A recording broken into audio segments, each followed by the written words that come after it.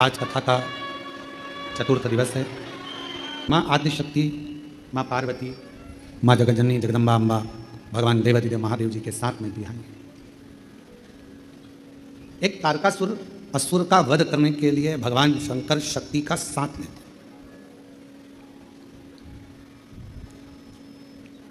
तारकासुर एक ऐसा असुर है जो भगवान शिव से स्नेह भी करता है और चाहता है कि मेरे भगवान भोलेनाथ जी का घर बस जाए, परिवार उनका हो और उनका पूरा परिवार, पूरा कुटुंब आनंद से निवास करे। जो जगत में दूसरे के लिए अच्छा सोचता है, एक ना एक दिन परमात्मा उसके लिए अच्छा करता है। हमने एक बात पहले भी कथा में कही थी, जब भिलाई छत्तीसगढ़ में शिव महापुराण की कथा दया सिंह जी कराए तो हमने उस समय पर कहा था, अपने घर में बैठकर रोज प्रतिदिन अपने दुखड़े को मत रो किसी के सामने। कोई दूसरा व्यक्ति तुम्हारे दुखड़े सुधार सकता है क्या? तो फिर हम दूसरों को अपना दुखड़ा क्यों रोए? मेरी बहू ऐसी, मेरा बेटा ऐसा, मेरी सास ऐसी, मेरा ससुरा ऐसा, मेरी ननंद, मेरी भाभी, मेरी देवरानी, मेरी जेठानी, या कोई दुखड़ा तुम्हारा है, तुम दिन भर यदि अपने घर में रहकर अपने दुखड़ों को रोते रहोगे तो तुम्हारा दुख समाप्त होने वाला नहीं है। क्यों? भगवान प्रतिदिन अपने घर के बाहर सुख को, लक्ष्मी को, संपदा को, वैभव को, नंदी को रोज भेजते हैं और हमारे घर में हम अगर पुराने दुखड़ों को रोज रोएंगे तो हमारा सुख हमारे घर में कभी प्रवेश नहीं करता और दुख जिंदगी भर बना ही रहता है। अपने दुखड़ों को रोना बंद करो, परमात्मा का भजन करो, अच्छा सोचो, अच्छा विचार करो। मुझे मालूम है मेरा शंकर भगवान अच्छा कर देगा, मेरा शिव जी मेरी झोली भर देगा, मेरा भोले बाबा मेरी पर करुणा करेगा, मेरा शंकर भगवान मुझ पर दया करेगा। अच्छा सोचिए, दुख तो आ गया, तकलीफ मिटे। षडानंद कार्तिकेय बाबा के प्रागट्य का कारण केवल इतना था, थोड़ा प्रेशर बढ़ा भाई, बाकी का तो ठीक है। प्रागट्य का कारण केवल इतना था कि शिव जी का परिवार बसे, भगवान शंकर का पूरा परिवार बसे। और शिव जी ने क्या वचन दिया है? आदिशक्ति दुर्गा भवानी को भगवान शंकर वचन देते हैं, पार्वती तूने मेरी आराधना करी है और मुझे पाया है। जो मनुष्य मेरे शिवालय में जाकर, मेरे मंदिर में जाकर एक लोटा जल चढ़ाता रहेगा, मैं उसके परिवार का सदस्य बन जाऊंगा और उसके दुखड़े मेरे होंगे और मैं उस दुखड़ों को मिटाता रहूंगा। आप घर में रहकर दूसरों की निंदा मत करो। आप घर में रहकर कोई आपके पास में आकर कहे उसने ऐसा कर दिया, अरे भैया हमारे घर में निंदा मत करो, हमें निंदा सुनना नहीं, तुम अपने घर जाओ, वहां निंदा करो। दुख है, माना बेटे की शादी नहीं हो रही, माना बेटी की शादी नहीं हो रही, माना बच्चे नहीं हो रहे, माना ये दुखड़ा है वो, तो हम किसके सामने रोए? कभी कोई आया तो उसके सामने कहने लगे भगवान कोई बताओ, कुछ लड़का बताओ, लड़की बताओ, कोई कारण बताओ। ये हम सबको दुखड़े कर रहे हैं और शिवपुराण कर रही है कि वो दुखड़े हम बार बार अपने घर में अगर रोते रहेंगे तो हमारे घर में कभी सुख नहीं आएगा। सुख बाहर से ही चला जाए, बाहर से। सुख को घर के अंदर लाना है तो दुखड़ों को रोना बंद करो। कोई पूछे तुम कैसे हो? बहुत बढ़िया। सियोर वाला वो कुबरेश्वर बाबा है ना, उन्होंने मेरा हाथ पकड़ लिया, अब दुखड़ा मिट रहा है, अब दुखड़ा। क्यों? पहले तुम्हारे पांव दुखते, अब तो बाबा की कृपा से मैं बहुत ठीक हो गई हूँ, थोड़ा थोड़ा चल भी रही हूँ। मतलब तुमने दुखड़ा रोना बंद कर दिया तो सुख भगवान करने लगा। अब ये मेरा गुणगान कर रही है, मुझे जाना पड़ेगा। अब ये सबसे कर रही है कि मेरा पांव ठीक कर दिया, तो अब मुझे ठीक करना पड़ेगा, नहीं तो लोग हंसेंगे, इस पर नहीं मुझ पर ताना कसेंगे, इसलिए दुखड़ा मुझे ठीक करना ही पड़ेगा। अच्छा सोच, अच्छा हम दुखड़ों से रोना बंद करेगा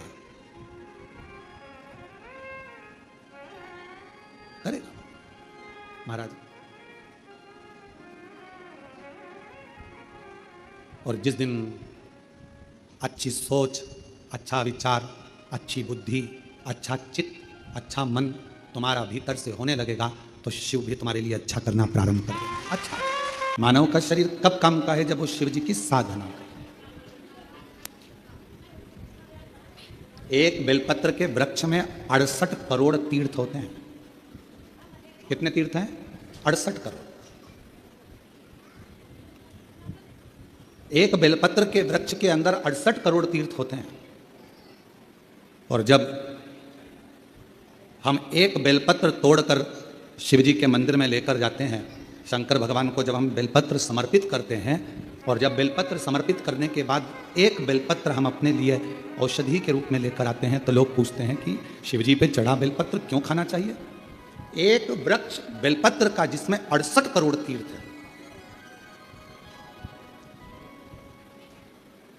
हम तो 68 करोड़ तीर्थ कभी नहीं गए, पर आप लोगों में से हो सकता है कि कोई होकर आया हो तो बात दूसरी, पर आज भी फुल कॉन्फिडेंस से कहते हैं कि हम एक बेलपत्र के वृक्ष की परिक्रमा करते हैं, उसके चरणों में जाते हैं और एक बेलपत्र उठाकर जब हम शिव जी को चढ़ाते हैं तो 68 करोड़ तीर्थ का पुण्य हमारे भाग्य में आ जाए।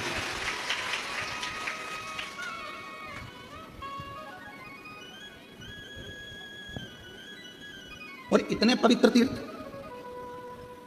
हजारों हजारों नदियां, हजारों हजारों कुंड, हजारों हजारों बावड़ियां, सरोवर, तालाब भारत की भूमि पर विराजमान है। कुछ तीर्थ भारत की भूमि के बाहर भी, जैसे पशुपतिनाथ नेपाल में, मां हिंगलाज माता पाकिस्तान में, ऐसे कई तीर्थ बाहर भी हैं। अब 68 करोड़ तीर्थ हम कभी नहीं गए, पर हमने हमारी जिंदगी में एक नियम हमेशा बनाकर रखा कि कार्तिक के महीने में बेलपत्र के वृक्ष की परिक्रमा और बेलपत्र के वृक्ष के नीचे एक घी का दीप जलाने का नियम बनाया। तो ये हमें विश्वास है कि हमारे 68 करोड़ तीर्थ पूरे हो। 68 करोड़। अब लोग कहते हैं गुरुजी एक बेलपत्र हम शिव जी को चढ़ी हुई उठाकर लाते हैं, बाबा से औषधि के रूप में लेकर आते हैं, तो ये बेलपत्र है तो पेड़ की, वृक्ष की, ये इतनी अमृत कैसे हो जाती है कि लोगों की बीमारियां ठीक हो जाती हैं, तकलीफें ठीक हो जाती हैं, शुगर लेवल में हो जाती है, बीपी, थायराइड सब ठीक हो जाता है, सोराइसिस जैसी बीमारियां ठीक हो जाती हैं, किडनी लीवर जैसा ठीक हो जाता है। एक बेलपत्र इतना औषधि का कार्य कैसे कर जाता है? तो शिव महापुराण में वर्णन किया उमा संहिता के अंतर्गत 68 करोड़ तीर्थ एक बेलपत्र के वृक्ष में है। एक बेलपत्र के वृक्ष की पत्ती जब शिवजी पर चढ़ती है बेलपत्र और हम उसको लेकर आते हैं तो 68 करोड़ तीर्थ का जो प्रसाद होता है, 68 करोड़ तीर्थ में जितनी हजारों हजार नदियां पवित्र हैं, कुंड पवित्र हैं, सरोवर पवित्र हैं, वहां जाकर हमने आचमन नहीं करा, पर शिवजी पे चढ़ी हुई बेलपत्र जब हम मुख में रखते हैं, शिवजी पे चढ़ा हुआ जल जब हम आचमन करते हैं तो वह 68 करोड़ तीर्थ का आचमन हो जाता है और हमारा रोग समाप्त हो।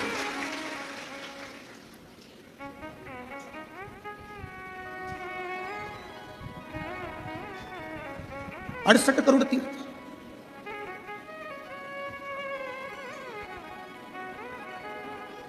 आप सभी के स्मरण में होगा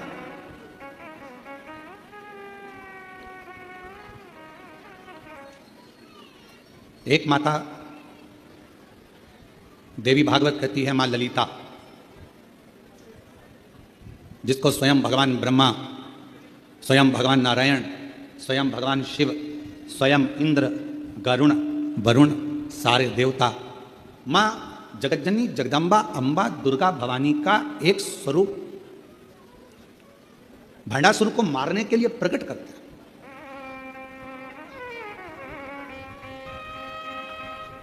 और काय से प्रकट किया? मां ललिता अंबा को कैसे प्रकट कर लिया? तो कहा मां ललिता अंबा को प्रकट करने के लिए भगवान नारायण ने बेलपत्र के वृक्ष की छांव में तप किया हजारों वर्ष तक। ब्रह्मा जी ने साधना करी हजारों वर्ष तक बेलपत्र के वृक्ष की छांव में। इंद्रदेव ने तप किया हजारों वर्ष तक बेलपत्र के वृक्ष की छांव में।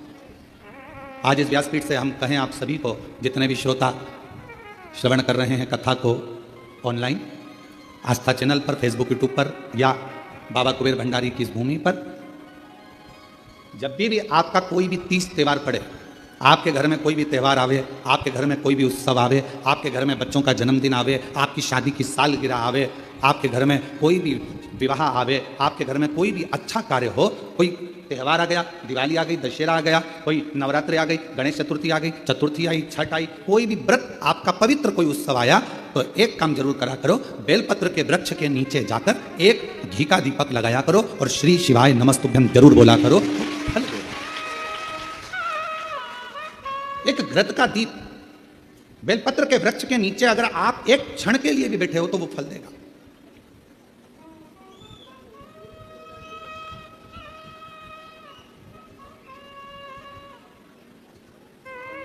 कितने, ये सामने जो बगीची दिखती है आपको जो अभी बन रही है, उसमें कई मेरी माताओं ने, कई मेरी जीजियों ने उसमें अगर कोई बांस लगा है या कचरा पड़ा है तो माताएं उसको साफ कर देती हैं और बेलपत्र के पौधे को वहां रखी है।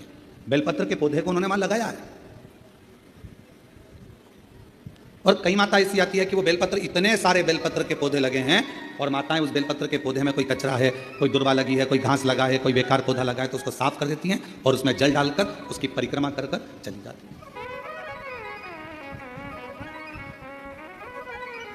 कई माताओं की आदत है पीछे जो बेलपत्र की बगीची है वहां जाकर परिक्रमा कर लेती। एक बेलपत्र के वृक्ष के अंदर 68 करोड़ तीर्थ विराजमान है और वह 68 करोड़ तीर्थ का फल हम जब भगवान शंकर, यहां तक कहा, कई लोगों की आदत रहती है पहले जल चढ़ाने से पहले शंकर भगवान के शिवलिंग पर अगर बेलपत्र रखी है तो उसको हटा देते हैं। शिव महापुराण की कथा कर रही है, अगर शिवलिंग के ऊपर बेलपत्र चढ़ी हुई है, चढ़े रहने दो, फूल हैं, आप उसको हटा सकते हो, मना नहीं। शिव जी का अभिषेक करने से पहले, भगवान शंकर को जल चढ़ाने से पहले, जब आप घर में कोई अनुष्ठान कर रहे हो, शिव जी का अभिषेक कर रहे हो, शंकर भगवान का कोई साधना कर रहे हो, शिव अभिषेक कर रहे हो, तो सबसे पहले शिवलिंग पर एक बेलपत्र का होना जरूरी है, फिर जल चढ़ाओ। क्यों? आपके पास, हमारे पास इतनी जो शास्त्रों में वर्णन किया गया, गंगा, यमुना, सरस्वती, कावेरी, मंदाकिनी, क्षिप्रा, नर्मदा आदि आदि की जितनी भी पवित्र नदियां हैं, सरयू आदि की जितनी पवित्र नदियां हैं, इतनी नदियों का, इतने सरोवर का, इतने कुंड का जल हमारे पास नहीं है। हमारे पास इतना जल नहीं है, हो सकता है आपके पास हो, पर हमारे पास नहीं। 26,000 नदियां भारत की भूमि पर अविरल बहती हैं, पवित्र नदियां 26,000 नदियां बहती हैं। अब मुझे तो नहीं लगता कि 26,000 नदियों का जल तुम्हारे घर पर होगा, और हो तो हमारी तरफ से आपको दंडवत प्रणाम, ना माने। पर हम एक बात बिल्कुल छाती ठोक कर कह सकते हैं कि वो 26,000 नदियों का जल हमारे घर में है। कैसे? हम शिव जी पर एक बेलपत्र चढ़ाकर जल चढ़ाते हैं और वो जल लेकर आते हैं, तो वो जल 26,000 नदियों के जल के बराबर हो जाता है।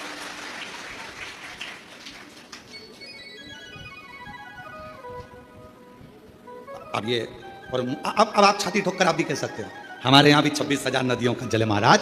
ओ सियोर वाले महाराज, तुम्हें क्या मालूम है, हमारे यहाँ भी 26,000 नदियों का जल आता है। शिव जी पे बेलपत्र चढ़ी रहती है, हम जल चढ़ाते हैं, वो पानी जब हम थोड़ा सा झेल कर लाते हैं, आचमन करते हैं, घर पर छींटते हैं, वो 26,000 नदियों का जल हमारे को पवित्र कर देता है।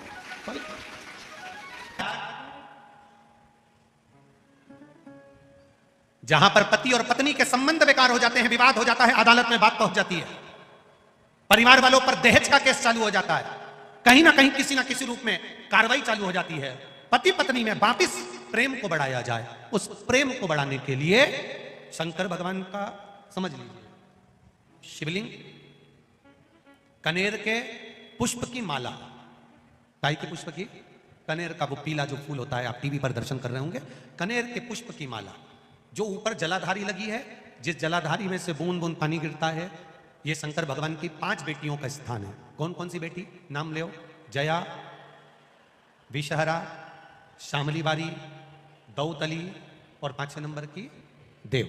ये शिव जी की 5 लड़की है जो पानी बूंद बूंद नीचे गिरा रही है। शंकर भगवान की बेटियों के स्थान से, शंकर भगवान की जो ये जलाधारी है, जलाधारी, अशोक सुंदरी वाला स्थान, ये जो जलाधारी है, बेटियों के स्थान से जलाधारी तक जो कनेर के माला बनाकर स्पर्श कर कर लगा देता है, शिवरात्रि के दिन प्रदोष काल के समय पर उस पति पत्नी में कितना भी झगड़ा हो रहा हो, आपस में प्रेम बनना प्रारंभ हो जाता है। अदालत का केस धीरे धीरे समाप्त होने लगता है। अदालती कार्रवाई, यहां तक कहा गया कनेर का पुष्प, भाई भाई में विवाद हो रहा हो, जमीन के लिए विवाद हो रहा हो, किसी प्रॉपर्टी के लिए विवाद हो रहा हो, या किसी अन्य विवाद में पड़े हुए हो, या तुम्हारे दुश्मन बढ़ रहे हो, तो भी कनेर का पुष्प शिव को समर्पित किया जाता है। कनेर का पुष्प सुख प्रदान करता, आनंद देता, जिसको कोई ना पाए उसको मेरा महादेव पाए। महाराज, खाली ना जाता कोई दर से तुम्हारे, मैं भी खड़ा हूं नन्ही अपने हृदय से लगा लो, गिरा जा रहा हूं, उठा लो। शिव कथा करें। कल कोई माता जी ने पत्र लिखा था, उसमें लिखा था गुरुजी हमारे पत्र नहीं पढ़ते। पत्र बहुत सारे रहते हैं, हम प्रयास करेंगे कल की कथा में आपके पत्रों को भी लिया जाए। नए पत्र आएंगे, उसके साथ आपके पत्र भी कल की कथा में हम लेंगे, प्रयास करेंगे। भगवान शिव की कथा करें। दूसरे